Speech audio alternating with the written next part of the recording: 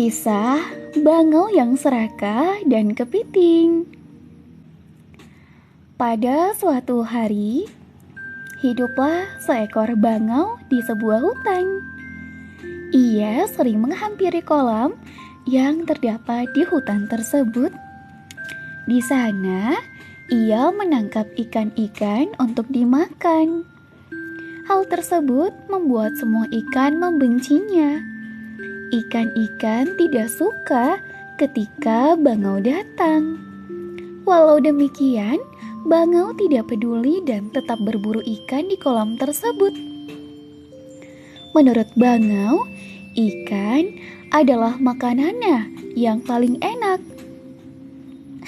Ikan itu sangat lezat. Nyam nyam nyam nyam. Ujar bangau. Ia terus memburu ikan hingga perutnya terasa kenyang. Ketika sudah merasa kenyang, bangau kembali bermain dan beraktivitas. Ia berkeliling di udara hingga perutnya kembali terasa lapar. Aduh, perutku lapar. Ia sudah minta diisi dengan ikan-ikan yang lezat. Ujar bangau. Bangau bergegas menuju kolam favoritnya. Akhirnya aku sampai juga di kolam ini. Tanpa istirahat, ia langsung berburu ikan. Sayangnya, usaha bangau tak kunjung membuahkan hasil. Ia tak mendapatkan ikan satupun. Seringkali ikan terlepas karena gerakannya yang lambat. Hal tersebut membuat dirinya sering terjatuh di kolam tersebut. Aku lapar, tetapi diriku merasa begitu sakit. Aku tidak sanggup lagi menangkap ikan. Keluh bangau dengan suara lemas. Kegagalan bangau tersebut membuat para ikan di kolam berenang dengan bebas. Bahkan ikan-ikan tersebut berani mendekati bangau. Hei, jangan berenang ke sana. Di sana ada bangau. Nanti kamu bisa dimakan olehnya. Ucap ikan merah. Tenang, ia tidak bisa memakanku sejak 2 minggu yang lalu. Aku selalu lolos saat ia mencoba memakanku. Kata ikan kuning. Lalu ikan kuning bergegas mendekati bangau. Hal ini guna menunjukkan kepada ikan merah bahwa dirinya baik-baik saja walau mendekati bangau. Ia mendekati bangau secara perlahan. Dan benar saja, bangau mengejar ikan kuning namun gagal menangkapnya. Sebab ikan kuning lebih gesit untuk menyelamatkan diri. Lihat, aku tidak apa-apa loh. Ucap ikan kuning dengan nada yang bangga karena benar-benar selamat dari bangau. Wah, benar. Sepertinya sekarang bangau sudah tidak bisa apa-apa lagi. Tutur ikan merah. Beberapa hari berlalu, bangau benar-benar tak dapat menangkap ikan satupun. Ia semakin lemas. Sial. Dengan umur tua ini, bagaimana aku bisa makan? Aku sudah benar-benar merasa lapar karena tidak makan beberapa hari. Keluh bangau dengan sedih. Untuk mengatasi rasa laparnya, akhirnya sebuah ide cemerlang muncul di otaknya. Ia merencanakan sesuatu agar bisa makan tanpa perjuangan menangkap ikan. Aku tahu aku harus apa. Seru bangau. Ia memulai rencananya itu dengan menuju sisi kolam. Ia duduk dengan menunjukkan wajah yang sedih dan tidak tertarik untuk menangkap ikan. Penghuni kolam lainnya, ikan, katak, dan kepiting, berpikir mengapa bangau tak berusaha menangkap makanan. Wah, bangau terlihat sedih ya. Mungkin dia lapar. Oh iya, apakah dia akan mati? Entahlah. ucap para ikan. Kepiting yang sedang berada di sana mencoba menghampiri bangau. Halo bangau tua, apa yang terjadi? Kau terlihat sedih. Ucap kepiting. Aku mendengar berita buruk tentang kolam ini. Tutur bangau. Berita buruk? Oh, tentang apa itu? Tidak, aku tidak berani mengatakannya kepadamu. Ujar bangau.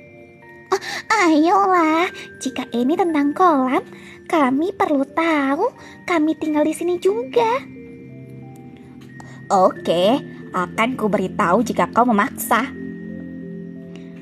Aku mendapat kabar bahwa kolam ini akan secara kehabisan ikan yang dimana itu adalah makananku. Oh, tidak ada ikan? Kenapa? Aku mendengar orang-orang dengan mengisi kolam dengan lumut dan menanam tanaman di sini. Oh, ya ampun, itu sangat buruk sekali. Aku harus beritahu yang lain. Ucap kepiting sambil pergi menghampiri teman-temannya. Kepiting langsung memberitahu kabar dari bangau tersebut kepada ikan. Apa? Itu buruk sekali. Lalu kini kita harus melakukan apa? Kini semua khawatir dan bersedih. Semuanya tak tahu harus melakukan apa. Mendengar berbagai kekhawatiran penghuni kolam, bangau bergegas menghampiri mereka. Jangan panik, semua ada jalan keluarnya. Seru bangau saat menghampiri penghuni kolam. Apa maksudmu bangau? Aku punya solusinya. Aku tahu kolam yang aman namun letaknya sedikit jauh. Jika kalian tertarik, aku bisa membawa beberapa ikan di kolam ini ke kolam baru secara bergantian setiap harinya. Oh, aku setuju. Tolong bawa kami ke kolam itu. Akhirnya, semua yang di kolam setuju oleh ide bangau. Tapi aku punya beberapa syarat, Kata bangau. Syarat apa? Jawab ikan kuning. Aku harus beristirahat di perjalanan karena umurku yang sudah tua.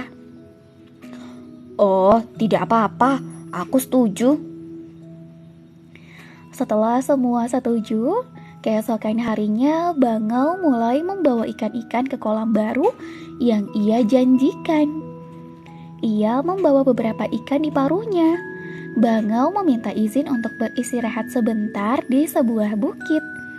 Saat mendarat dari terbangnya, bangau tiba-tiba melempar semua ikan yang ada di paruhnya dan langsung memasukkannya ke dalam mulut untuk dimakan. Para ikan kaget, namun mereka tak bisa berbuat apa-apa. Akhirnya laparku hilang. Ucap bangau.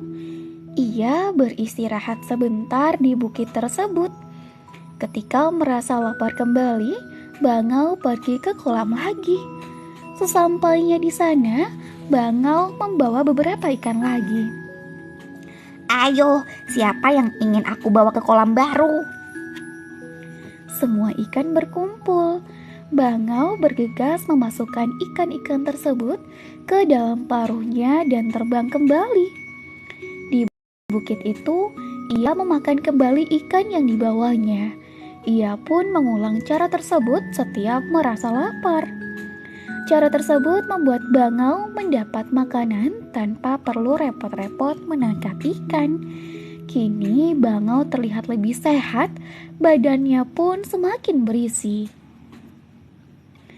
Saat bangau kembali ke kolam, kepiting langsung menghampirinya. Ia ingin ikut pindah ke kolam baru. Bangau, mohon bawa aku ke kolam itu juga, pinta kepiting. Bangau terdiam sebentar, lalu ia bergumam kecil. Waktu yang tepat untuk coba makanan baru. Oh, Oke, aku akan membawa kau di perjalanan berikutnya. Ucap Bangau. Keesokan harinya, Bangau langsung membawa Kepiting untuk pergi ke kolam baru. Kepiting naik di atas badan Bangau. Keduanya terbang berhari-hari. Sampai akhirnya, Kepiting merasa lelah dan bertanya, Berapa hari lagi kita sampai di kolam baru?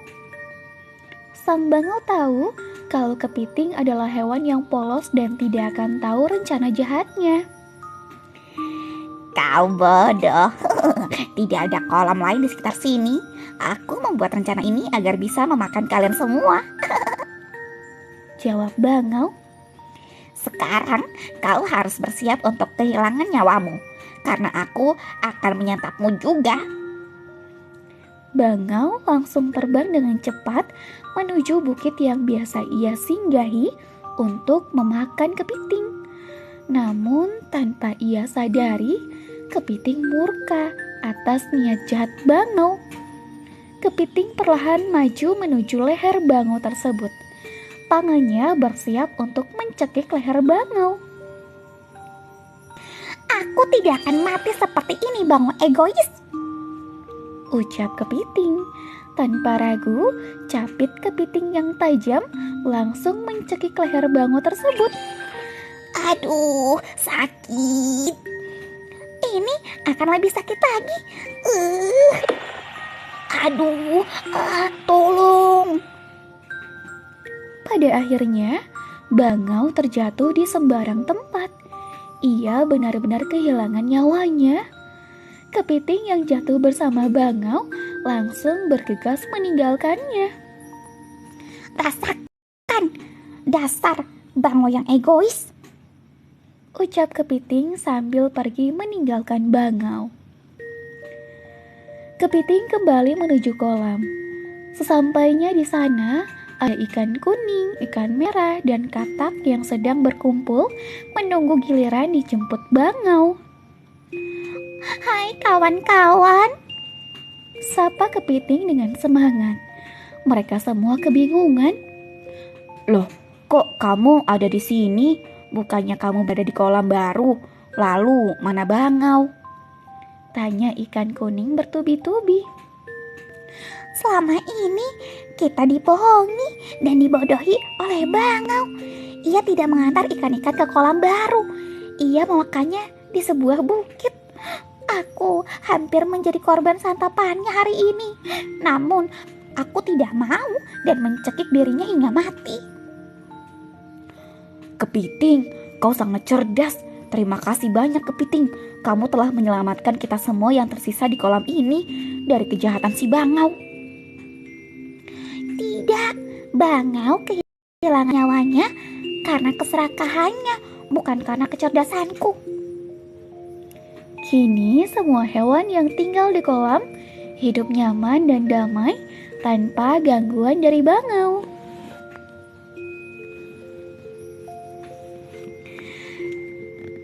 Nah, itulah kisah Bangau dan Kepiting.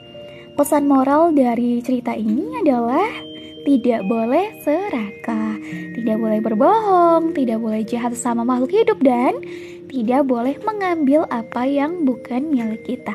Memang burung bangau adalah hewan yang makan ikan, namun makanlah sesuai porsinya. Jangan serakah. Selain itu, alangkah baiknya tidak memakan apa yang bukan menjadi makanannya.